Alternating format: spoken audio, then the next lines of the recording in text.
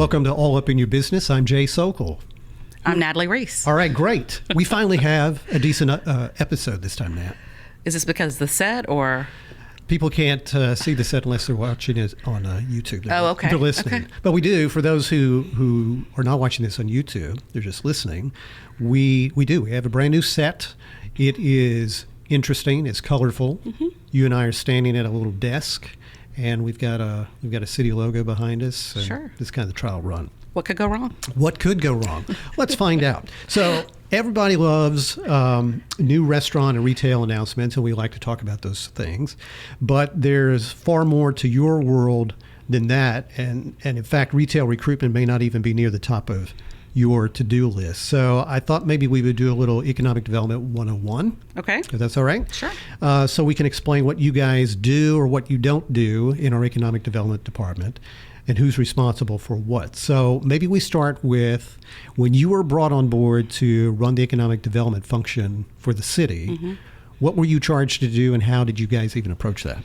Well, at that time, we didn't have an economic development department. We had eliminated it previously, prior to that, with budget cuts and the recession at the time. And so coming out of that, the city manager at that time, Kelly Templin, realized, as well as the council, that we needed to have a holistic approach to really having a sustainable economy over a long period of time.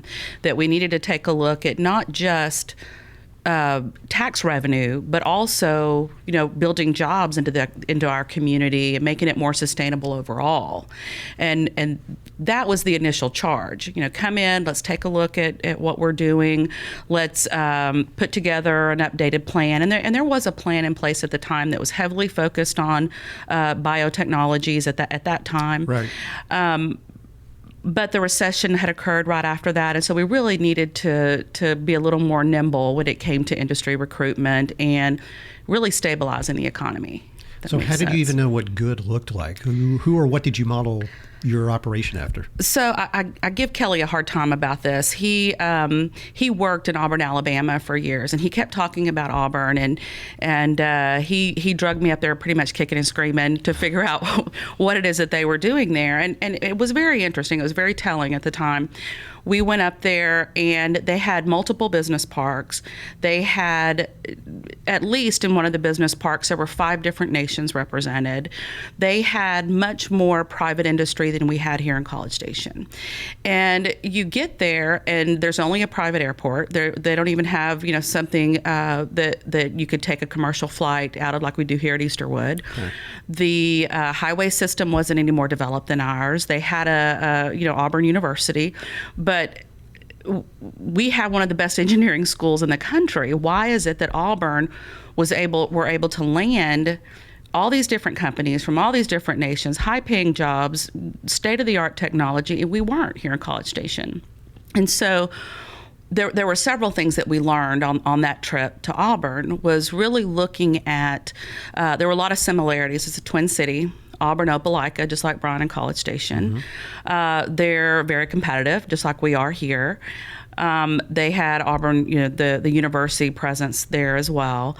But one of the things that we found was 20 years ago, they came up with an economic development strategy that they've worked over that period of time extremely well. And what they did was they looked at where their jobs were in their community. Right, they were very heavy on the public side. The university, the school districts, the city, the county, those government jobs is what you saw prevalent through the community. But we needed to replicate that on the private sector. So they set this huge goal, is that we're going to have just as many jobs in the private sector as we do in the public sector. And so that really rang true with me. When Kelly and I were up there, we were trying to figure out, okay, what is it that we could do as a community? And it's really bringing in those private sector jobs to help stabilize and diversify your economy. So I've never been to Auburn, Alabama, but we are a relatively small city with a monster university. Right. Does Auburn kind of have the same sort of configuration? Yes, and they've grown over time. A little bit smaller in terms of population, but they were in a very similar situation that we were in. And one of the things that we learned from their director of development, who had been there since the inception of their economic development strategy, was that you have to limit risk.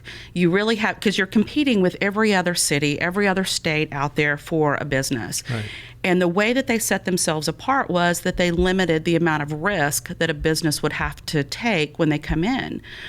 So, for example, any time in development, there's risk, right? If you buy a piece of property that's not zoned correctly, or there's not utilities to it, or it hasn't been approved by the local community for business investment. And that's what they did. They went out and found business parks, zoned it, platted it, developed it, so that you had a shovel-ready site when they came into town.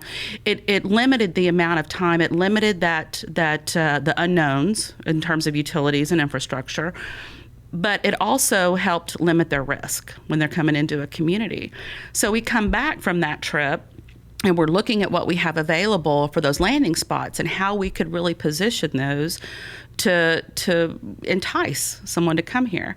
Well, we found out pretty quickly we didn't have many shovel-ready sites available, and that's really where we've spent our time over the last few years, whether it's College Station Business Center and repositioning some of those properties, or Midtown, where we've gone in and extended infrastructure and get those lots ready to go. It's really difficult when you're visiting with a site selector or a future business owner and you're showing them a pasture without a road or without utilities, and trust us, come to town and imagine yourself here. Yeah, exactly. So, okay, so who are we? What is our landscape? Where are the gaps today versus where we were just a few years ago? Well, we still have gaps in terms of the public-private sector. We need more jobs in the private sector. What we have done is we've been able to get more shovel-ready property on the ground that we are now going out to site selectors and making them aware of those tracts. Very similar to retail in that when you reach out to a site selector or reach out to a business in a particular industry, when you say College Station, some of them will say, oh yeah, Texas A&M University. If you're out of the state, some people will say, now where is that? Mm-hmm. Is that in Houston or the Metroplex? Right. They don't know that we're right in the middle. Yeah. So in meeting with site selectors, you educate them about first where you are and then why they should be here.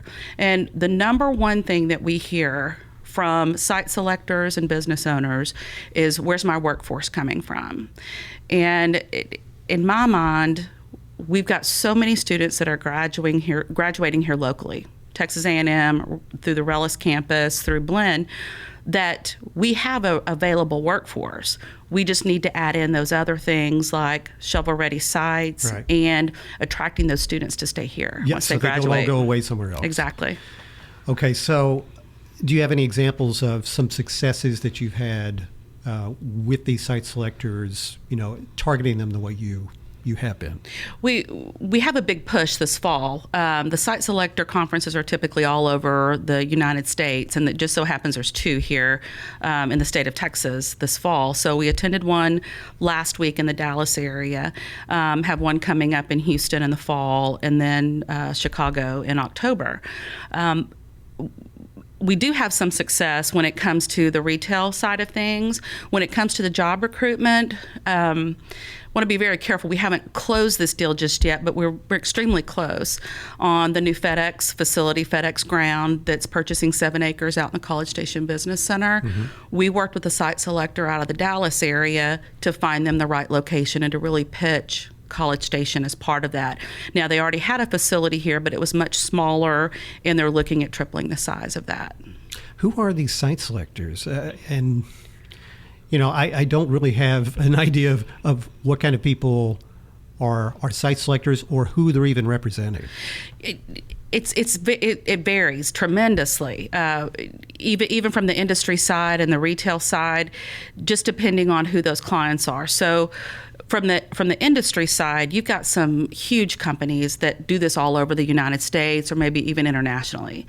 You definitely want to reach out to those firms, but also College Station, I think our bread and butter is more on the small to medium-sized job creation. If you have someone come in that has 1,000 jobs or 2,000 jobs, if there's something that bleeps in that particular industry and they have to shut it down, that has huge implications for the entire community, as small as we are. Right. So really trying to hone in on the small to medium-sized firms or those that represent businesses in that category. So at these different site selector events, we'll target those that are in the energy industry, for example, or the financial or the agricultural industry, that have clients in those bandwidths that we can say, hey, have you thought about College Station? Did you know that we have one of our biggest competitions is North Houston.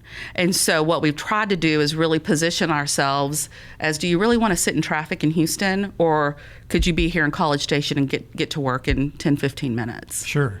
So what about the quality of life aspects? Do those matter as much to site selectors? Like, here is the outstanding quality of our school district. Here is a city with a low crime rate. Mm-hmm. Here are, lots of green spaces and parks and amenities and entertainment options from the university. I mean, do those things factor in or not so much with these folks? They factor in tremendously when it comes to jobs, because workforce being the number one priority, they want to know if they're going to have a hard time recruiting people to this area. Some of their top folks, when they're opening up a new facility, they're going to want to recruit them to live in this area. And so their employees are going to ask, where are my kids going to go to school? Where am I going to shop on a regular basis? Do they have a park system? Are there things for us to do outside of work? So those things play a huge factor depending on the type of business and the type of employees that they would have. Does it help us that we have so many taco places and chicken finger places? Does this work to our advantage? Hey, it couldn't hurt, right? Oh, that's true. Tacos and chicken can't go wrong. You're right about that. Okay, so anything more about industry or site selectors or the work you're doing in those spaces? Just from the standpoint that in my mind, that's our biggest focus right now. Now that we have properties ready to go, getting out and recruiting businesses to this area. Okay, so let's shift to restaurants and retail, which everybody gets excited about. I get excited about. Yep.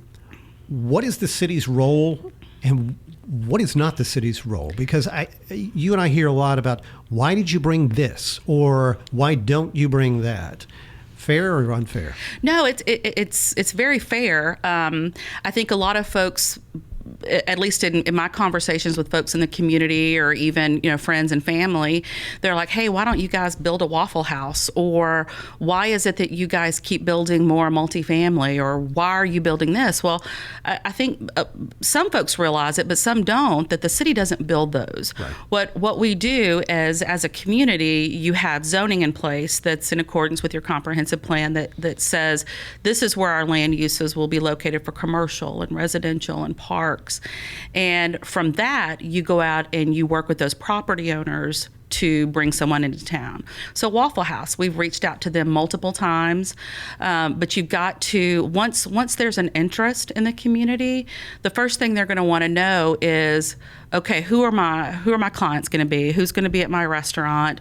What kind of money do they make? Do they have disposable income to eat more often or shop? And then where am I going to be located? Where should I be located to capitalize on that clientele? Yeah.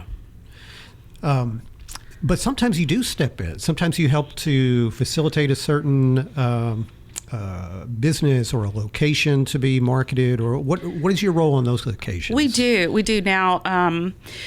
We've been very fortunate in that we have a strong retail economy here, and a lot of that has to do with our students and Texas A&M.